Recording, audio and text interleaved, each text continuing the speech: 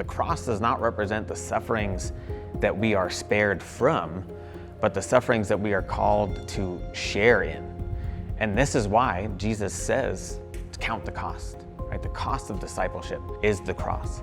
This is not something that we put down and Jesus takes up. He calls us to take up our cross.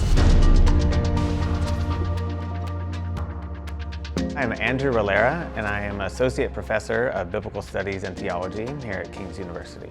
In my book, Lamb of the Free, I set forth the various sacrifices in the Mosaic Law and the purification protocols and get a good picture of the variety that's there in terms of function and purpose. The main or primary function of sacrifice is communion with a holy God, sharing a sacred meal in this way, and those are the sacrifices that the offerer eats. Now go to the New Testament and see Jesus is associated not just with one particular sacrifice or one particular purification protocol, but with the whole Levitical system. We get a Jesus who from incarnation, life, death, resurrection, ascension, has fulfilled and then exceeded the Levitical system.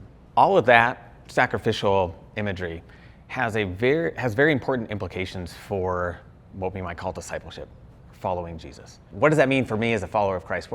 How does that help me be a more faithful follower of Christ? What the New Testament authors are getting at, this idea that Christ first shares in all of our conditions, our cursed conditions, so that we can be conformed and share in His likeness, His divine likeness. All this imagery is used and focused on Jesus. It's used to bolster this theology of solidarity, union, participation, whereby we become conformed to the cross-shaped or cruciform pattern of the image of Jesus. And so when Paul says when we share in the bread and share of the cup, we are made to be co-crucified with Christ, or as he says in Philippians 3, that we would be conformed to the likeness of his death and share in his sufferings. Jesus did not die instead of us.